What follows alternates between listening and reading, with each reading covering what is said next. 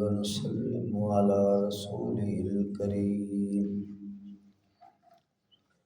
أما بعد فأعوذ بالله من الشيطان الرجيم بسم الله الرحمن الرحيم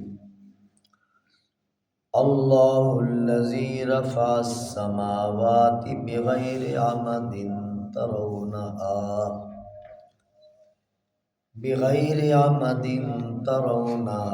ثم استوى على العرش وسخر الشمس والقمر كل يجري لأجل مسمى يدبر الأمر يفصل الآيات لعلكم بلقاء ربكم توقنون سبحان ربك رب العزة عما يصفون وسلام على المرسلين والحمد لله رب العالمين۔ اللہ سبحانہ و تعالی وہ ذات ہے جس نے بغیر ستونوں کے آسمان کو کھڑا فرمایا،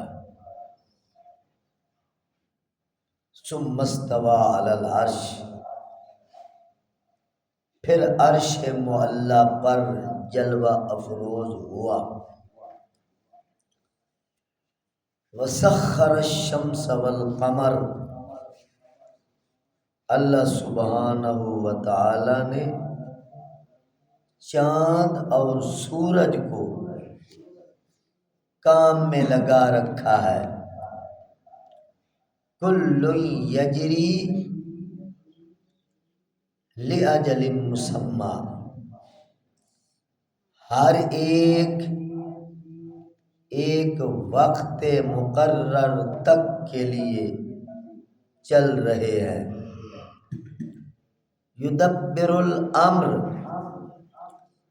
اللہ سبحانہ و تعالی ہر امر کی تدبیر فرماتا ہے۔ یفصل الآیات، مفصل نشانیاں بیان فرماتا ہے، لعلکم بلقاء ربکم توقنون، تاکہ تم لوگوں کو اپنے رب سے ملنے کا یقین پیدا ہو جائے۔ درود پاک پڑھ لیجیے، اللہم صلی علی سیدنا یا رب صلی وسلم دائما علی حبیبک۔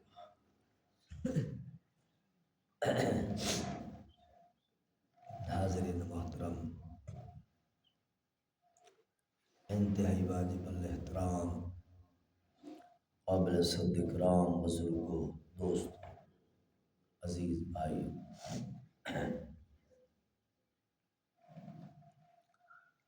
دو دن ہم نے اہمیت درس قرآن پر بات کی۔ قرآن کی اہمیت، درس قرآن کی اہمیت، قرآن کو سمجھنے کی اہمیت، اس میں غور و فکر کرنے کی اہمیت۔ ماشاءاللہ آپ کے دماغوں میں وہ بات ہوگی کہ قرآن پاک کو غور فکر تدبر تفکر سے پڑھنا، سننا، سمجھنا کتنی اہم چیز ہے، اور اللہ پاک کی کتنی بڑی چاہت ہے کہ میرے بندے میرے کلام کو غور فکر توجہ کے ساتھ پڑھیں بھی اور سمجھیں بھی اور اس پر عمل بھی کریں۔ اللہ ہم سب کو عمل نصیب فرمائے۔ میرے محترم دوستو، دو قرآن ہیں، ایک یہ قرآن جو ہمارے سامنے کھلا پڑا، اس کی آیات، اس کے سپارے، اس کے رکوع اور اس کے الفاظ، یہ قرآن ہے، اور ایک صحیفہ کائنات، یہ بھی اللہ کا ایک قرآن ہے۔ اگر غور سے بات سنیں گے تو بڑا مزہ آئے گا، انشاءاللہ قرآن سمجھ میں آئے گا۔ پڑھے لکھے بچے بیٹھے ہو ماشاءاللہ، اب لکیر کے فقیر ہونے کا دور گزر چکا ہے، لوگ آنکھیں بند کر کے چلتے تھے، اب الحمدللہ روشنی کا دور ہے، پڑھے لکھے بچے بیٹھے ہیں۔ صحیفہ کائنات یہ بھی اللہ کی ایک کتاب ہے، اللہ کا ایک قرآن ہے۔ جس طرح اس قرآن کا کوئی جواب نہیں،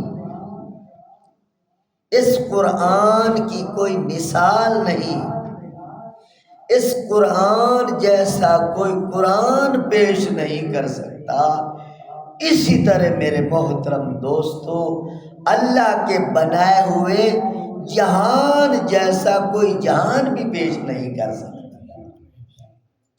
چلا جائے، اللہ فرما رہے ہیں رفع السماوات بغیر عمد، اتنے بڑے آسمان کھڑے کیے ہیں بغیر ستونوں کے، یہ بہت بڑا معجزہ ہے، بہت بڑی قدرت ہے۔ جبھی تو 2 دن میں نے اس پر بات کی ہے، تدبر کرنا ہے، تفکر کرنا ہے، سمجھنا ہے بات کو، عقل کی کھڑکیاں کھولنی، دل کی گہرائیوں میں جا کر دستک دینی ہے۔ قرآن کیا کہتا ہے، جہان کیا کہتا ہے، اتنا بڑا آسمان، اس بولے کے لوگ دبئی میں، سعودیہ میں، امریکہ میں، انگلینڈ میں دور دور تک گئے اور گئے ہوئے ہیں، ان سے پوچھو راستے میں کہیں آپ نے کوئی ستون دیکھا ہے جس نے آسمان کو تھام رکھا؟ ساری دنیا گھوم جائیے، کوئی دیوار نہیں، کوئی آڑ نہیں، کوئی حجاب نہیں، کوئی پلر نہیں، کوئی ستون نہیں، بغیر ستونوں کے، بغیر دیواروں کے، بغیر سہاروں کے اتنا بڑا آسمان، یہ اس کی بہت بڑی قدرت نہیں تو اور کیا ہے؟ ایسے ڈنگروں کی طرح تاروں کو دیکھ کے گزر جائیں، اور کہاں کی انسانیت ہے؟ حضرت انسان تو خدا کا خلیفہ ہے، سمجھ، تدبر کر، ڈنگروں کی طرح گزر نہ جا، انسان ہے، ذرا رک جا، تھم جا، ٹھہر جا اور غور کر۔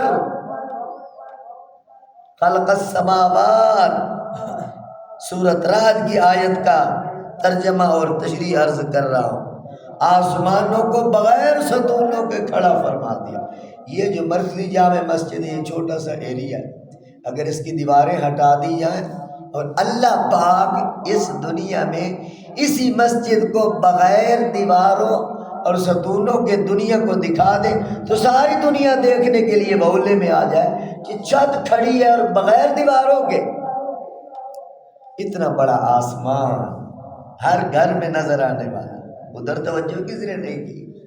کبھی سوچا ہی نہیں؟ سوچنے کی عادت بناؤ میرے محترم دوستو۔ قرآن بار بار کہتا ہے اے بندے سوچا کر۔ سورۃ انعام کی آیات ان فی خلق السماوات والارض، جب یہ آیات نازل ہوئی تھی تو حضور صلی اللہ علیہ وسلم نے ساری رات یہ آیات پڑھتے پڑھتے گزاری۔ ان فی خلق السماوات والارض واختلاف اللیل والنہار لآیات لأولی الالباب. کیا قرآن کہتا ہے؟ آسمان اور زمین کے بنانے میں، رات اور دن کے آنے جانے میں، لآیات لأولی الالباب، عقل والوں کے لیے بہت بڑی نشانیاں ہیں. الذین یذکرون اللہ قیاما وقعودا وعلی جنوبہم اور ویتفکرون فی خلق السماوات والارض. قرآن کیا کہہ رہا ہے؟ ویتفکرون، جو غور کرتے ہیں، تدبر کرتے ہیں، فی خلق السماوات والارض، اور کہتے ہیں ربنا ما خلقت ھذا باطلا سبحانک فقنا عذاب النار. یہ قرآن ہے. درس قرآن میں بیٹھنے والوں قرآن سمجھو. حضور علیہ السلام نے ساری رات یہ آیات پڑھتے پڑھتے گزار دی، اور کھڑے تھے تب بھی رو رہے تھے، رکوع میں گئے تب بھی رو رہے تھے، سجدے میں گئے تب بھی رو رہے تھے. اور حضور علیہ السلام نے فرمایا کہ ہلاکت ہو اس شخص کے لیے جس نے ان آیات کو پڑھا اور ان میں غور نہیں کیا. یعنی تدبر نہ کرنے والوں کے لیے حضور بد دعا فرما رہے ہیں، برباد ہو گیا وہ شخص جس نے ان آیات کو پڑھا اور غور کیا. کیونکہ غور کریں گے تو خدا سمجھ میں آئے گا نا. اب آپ درس قرآن سن رہے ہیں، بات عقل سے دل کی گہرائیوں میں جا رہی ہے تو اللہ کی پہچان ہو رہی. یہی تو پہچان ہوتی. ایک حدیث پاک میں آتا ہے قیامت والا دن آواز لگے گی،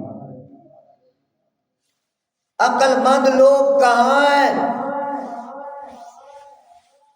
عقل مند لوگ کہاں ہیں؟ تو پوچھا جائے گا یہ عقل مند لوگ کون ہیں، کن کو بلایا جا رہا ہے؟ تو پھر انہیں جواب دیا جائے گا عقل مند وہ ہیں جو نظام کائنات میں تدبر کرتے تھے، زمین و آسمانوں میں غور و فکر کرتے تھے، غور و فکر کر کے آسمان اور زمین کے بنانے والے کو پہچانتے تھے. وہ عقل مند لوگ ہیں. یعنی قیامت والے دن انہیں عقل مند کہا جائے. اور پھر وہ لوگ کھڑے ہوں گے، اور پھر حدیث پاک میں آتا ہے ان لوگوں کے سامنے ایک جھنڈا کھڑا کیا جائے گا. وہ جھنڈا آگے آگے چلے گا. کن کے لیے؟ ان کے لیے جو تدبر کرتے تھے قرآن، جو درس قرآن سنتے تھے، قرآن کی بات سنتے اور سمجھتے تھے. ایسے تلاوت کر جائیں تدبر تو نہیں ہوتا نا. سمجھدار بچے بیٹھے ہو، ان کے سامنے جھنڈا کھڑا کیا جائے گا اور وہ جھنڈا آگے آگے چلے گا. انہیں کہا جائے گا اسی جھنڈے کے پیچھے پیچھے چلو اور ہمیشہ کی جنت میں داخل ہو جاؤ. میرے محترم دوستو، ایک اور آیت سنیے. قرآن ان لوگوں کے بارے میں کیا کہتا ہے جو تدبر نہیں کرنا چاہتے، غور نہیں کرنا چاہتے. سمن بکمن عمیٌ فہم لا یرجعون. پہلے پارے میں حافظ و قاریوں نے تراویح میں سنایا، آپ تلاوت کر چکے ہوں گے. یہ ابو جہل، ابو لہب، عتبہ، شیبہ، بڑے بڑے خناس قسم کے کافر، جن کی آنکھیں بھی ٹھیک تھیں، جن کے کان بھی ٹھیک تھے، جن کی زبانیں بھی ٹھیک تھیں. اللہ نے انہیں گنگا کہا، اللہ نے انہیں بہرا کہا، اللہ نے انہیں اندھا کہا. کیوں؟ وہ تو آنکھوں والے تھے، کانوں والے تھے، زبان والے تھے. قرآن نے یہ فتویٰ کیوں لگایا؟ وجہ اس کی یہ ہے کہ قرآن کو دیکھنے سے وہ اندھے رہے، قرآن سننے سے وہ بہرے رہے. اور قرآن سمجھنے سے وہ بے عقل رہے، یہ بھی اللہ پاک نے ان پر یہ فتویٰ لگایا ہے۔ ایک اور مقام پہ اللہ پاک اور عجیب انداز سے، اللہ اکبر، میں اپنی زبان میں کہتا تو آپ میرے اوپر بھی فتویٰ لگاتے، آیت پڑھ کے ترجمہ کرتا ہوں۔ ان شر الدواب، اللہ اکبر، ان شر الدواب عند اللہ الصم البکم الذین لا یعقلون۔ حفاظ بیٹھے ہیں، اللہ کیا فرما رہے ہیں؟ بدترین، شر الدواب، بدترین جانور ہے وہ، شر الدواب عند اللہ، بدترین جانور ہے وہ جو اندھے ہیں، گنگے ہیں، بہرے ہیں، لا یعقلون، عقل سے کام نہیں لیتے، یعنی جو غور و فکر نہیں کرتے، اللہ انہیں جانور کہہ رہا۔ کتنی میرے محترم دوستو خطرے والی بات ہے، لہذا کہنا یہ چاہتا ہوں قرآن کو تدبر سے پڑھو، غور و فکر کرو۔ اللہ چاہتے ہیں میرے بندے میرے کلام کو تدبر سے پڑھے اور میری ذات کے ساتھ ان کی جان پہچان ہو جائے۔ بغیر عمد ترونہا، اللہ کی قدرت کے دلائل میں سے پہلی دلیل آج سورۃ رعد میں آپ نے سنی کہ اتنا بڑا آسمان بغیر ستونوں کے اس نے کھڑا کر دیا، یہ اس کی قدرت ہے، اس کے سوا کوئی یہ کام نہیں کر سکتا۔ میرے محترم دوستو، اللہ پاک کی کسی چیز کی کوئی مثال پیش نہیں کی جا سکتی، جسے قرآن پاک کی ایک آیت یا پورا قرآن، پورے قرآن جیسا قرآن ہی کوئی نہیں پیش کر سکتا، اور قرآن پاک کی ایک آیت جیسی کوئی آیت ہی پیش نہیں کر سکتا۔ اسی طرح اللہ کا پورا جہان، اس جہان جیسا جہان کوئی نہیں پیدا کر سکتا، آسمان جیسا آسمان کوئی نہیں، پہاڑوں جیسے پہاڑ کوئی نہیں، صحراؤں جیسے صحرا کوئی نہیں، سمندروں جیسے سمندر کوئی نہیں، چشموں جیسے چشمے کوئی نہیں، اللہ کے بنائے ہوئے ہاتھی جیسے ہاتھی کوئی نہیں، اونٹ جیسے اونٹ کوئی نہیں، گائے جیسی گائے کوئی نہیں، بھیڑ بکری جیسی بھیڑ بکری کوئی نہیں، مرغی جیسی مرغی کوئی نہیں، انڈے جیسا انڈا کوئی نہیں، حتیٰ کہ اللہ کی بنائی ایک خوبصورت تتلی، اس تتلی جیسی کوئی تتلی بنا کے دکھا دے۔ اللہ کی کسی چیز کا کوئی جواب نہیں، وہ خود بھی بے مثل اور بے مثال ہے، اور اس کی تخلیقات بھی میرے محترم دوستوں بے مثل اور بے مثال ہے۔ آج سائنس کا دور ہے، اے آئی کا دور ہے، روبوٹ بنائے جا رہے ہیں، انسانوں جیسے انسان بنائے جا رہے ہیں، اور جو بات اسے کہیں وہ آپ کو جواب تو دے گا۔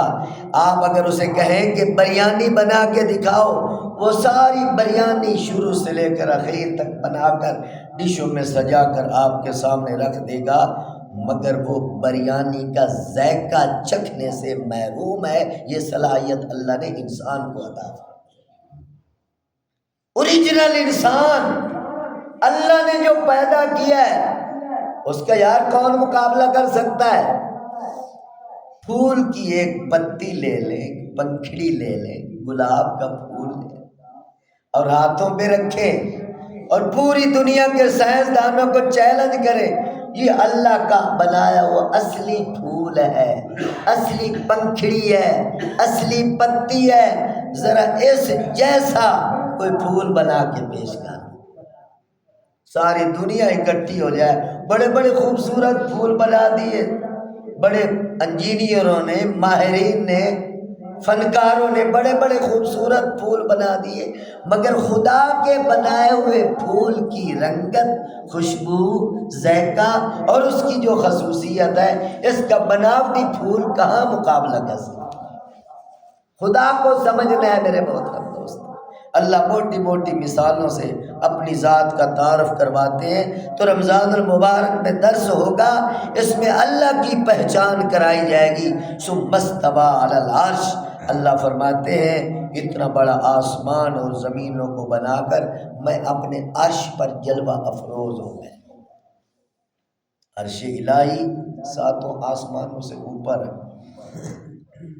انسان تو آسمانوں تک نہیں جا سکا، یہ بڑے بڑے سائنسدان بڑا سفر کر گئے مگر آسمانوں تک نہیں پہنچ سکے، تو اللہ پاک فرماتے ہیں آسمانوں سے اوپر میرا عرش ہے، عرش الہی ہے، اس پر میرے جلوے ہیں۔ اور مزے کی بات ہے کہ عرش کو بھی پتہ نہیں خدا کہاں ہے۔ بڑی پتے کی بات بتا رہا ہوں آپ کو، اللہ بے مثل بے مثال وحدہ لا شریک، وہ خیالات سے بلند ہے، عقل میں نہ آنے والی ذات ہے۔ چونکہ ہماری عقل محدود، یہ کائنات محدود، ہماری ذات محدود، ہمارے خیالات محدود، اور وہ لامحدود ہے۔ لامحدود محدود میں کیسے آئے؟ وہ نہیں آ سکتا۔ استویٰ علی العرش، اور عرش بھی ایک محدود ہے، وہ بھی مخلوق ہے۔ عرش مخلوق ہے۔ اللہ پاک فرماتے عرش پر میرے جلوے ہیں، اور عرش کو بھی پتہ نہیں کہ خدا کہاں ہے۔ ثم استویٰ علی العرش، اس خدا کو ہم نے مانا ہے، اس کو سجدے کرتے ہیں، اسی کے لیے روزے رکھتے ہیں، اسی کے نام کی زکاتیں اور خیراتیں دیتے ہیں۔ اے مسلمانوں مبارک ہو تم لوگوں کو کہ ماں کی جھولی میں ہمیں اللہ نے کلمہ نصیب فرمایا۔ کتنی بڑی دولت، کتنا بڑا خدا اماں کی جھولی میں ہمیں مل گیا۔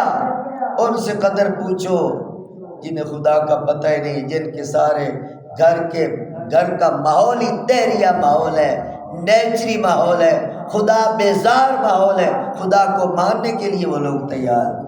تو یہ اللہ کا بہت بڑا انعام ہے، اللہ نے ہمیں گھر کے اندر دین عطا فرمایا۔ وسخر الشمس والقمر، قدرت کی دوسری نشانی اللہ فرماتے ہیں سورج اور چاند یہ میرے آرڈر کے پابند ہیں، میرے حکم کے تحت چل رہے ہیں۔ سبحان اللہ۔ آج ہم نے 5:24 پر سحری بند کی تھی، سحری کا ٹائم ختم ہوا تھا، اور کل جو گزرا ہے وہ 5:25 اور پرسوں 5:26 ایک منٹ اور فرمایا تدبر۔ اتنا بڑا سورج ایک منٹ کے فرق کے ساتھ کبھی آگے آ رہا ہے، کبھی پیچھے جا رہا ہے۔ اتنا بڑا سورج، یہ جو تمہاری زمین ہے کرۂ ارضی، یہ جو زمین کائنات کی پھیلی ہوئی ہے، اس زمین سے 13 لاکھ گنا بڑا سورج، 13 لاکھ گنا بڑا سورج، مگر کوئی ذات ہے جو اس سے سنبھال کے تھام کے پکڑ کے اس کے آرڈر کے نیچے یہ سورج چل رہا ہے۔ میرے محترم دوستو، یہ 1 منٹ بڑھتے کبھی راتوں کو کم کر دیتا ہے اور کبھی دنوں کو کم کر دیتا ہے۔ گرمیوں کے اندر میرے محترم دوستو 14 گھنٹے کا دن اور 10 گھنٹے کی رات ہو جاتی ہے، اور سردیوں کے اندر 14 گھنٹے کی رات اور 10 گھنٹے کا دن رہ جاتا ہے۔ اور یار یہ کیوں انقلاب آ جاتا ہے کہ رفتہ رات دن میں چلی جاتی ہے اور دن رات میں چلا جاتا ہے۔ اب میں نے بات کھولی ہے، اب آپ سوچیں گے یار ہے تو یہ کی بات، سردیوں میں چھوٹا دن ہوتا ہے، وہ کیوں ہو جاتا ہے؟ کوئی اس سورج کو چلا رہا ہے اور وہ اس کو چھوٹا بنا دیتا ہے۔ اور گرمیوں میں دن کیوں بڑا ہو جاتا ہے؟ کوئی ذات ہے جو اس سورج کو اس ترتیب سے چلاتی ہے کہ دن کو بڑا کر دیتا ہے۔ یہی قرآن بتایا سخر الشمس والقمر، چاند اور سورج اپنی مرضی سے نہیں، اللہ کی مرضی کے ساتھ چل رہے ہیں۔ کل یجری لاجل مسمی، اور ہر ایک کا ایک وقت مقرر ہے، ہمیشہ نہیں چلتے رہیں گے۔ قرآن کہہ رہا ہے ایک سٹاپ آنے والا ہے، ایک اسٹیشن آنے والا ہے، ایک اڈا آنے والا ہے جہاں یہ رکنے والے، جہاں یہ مٹنے والے ہیں، جہاں یہ ختم ہونے والے ہیں۔ ہم اسے قیامت کہتے ہیں۔ قیامت کا ایک دھماکہ ہونے والا ہے جس میں شمس و قمر اور یہ پہاڑ، یہ دریا، یہ صحرا، یہ ستارے، یہ سیارے، یہ سارا نظام کائنات درہم برہم ہونے والا ہے۔ اس وقت تک کے لیے یہ نظام کائنات چل رہا ہے۔ اس لیے قرآن کہہ رہا ہے اجل مسمى، سورج اور چاند اجل مسمى ایک مدت معینہ تک کے لیے چل رہے ہیں۔ یدبر الامر یفصل الآیات لعلکم بلقاء ربکم توقنون۔ اللہ پاک بڑی تفصیلی آیات تمہارے سامنے بیان فرماتے ہیں تاکہ تمہیں یقین ہو جائے کہ خدا موجود ہے اور اس خدا سے ملاقات بھی ہونے والی ہے۔ اللہ مجھے اور آپ سب کو قرآن پاک تدبر کے ساتھ پڑھنے کی، سمجھنے کی اور اس کے مطابق عمل کرنے کی توفیق نصیب فرمائے، اور اللہ قرآن آیات کے ذریعے اپنی معرفت، اپنی جان پہچان، اپنا تعارف اور اپنا بندہ بننے کی توفیق نصیب فرمائے۔ وما علینا الا البلاغ۔ الحمد للہ رب العالمین والعاقبۃ للمتقین والصلاۃ والسلام علی سیدنا الانبیاء والمرسلین۔ اللهم اغفر لنا وللمؤمنین والمؤمنات والمسلمین والمسلمات الاحیاء منهم والاموات من الجنة والناس اجمعین انک سمیع قریب مجیب الدعوات۔ رب ارحمهما كما ربياني صغيرا۔ صلی اللہ تعالی علی خیر خلقہ محمد وعلی آلہ وصحبہ اجمعین۔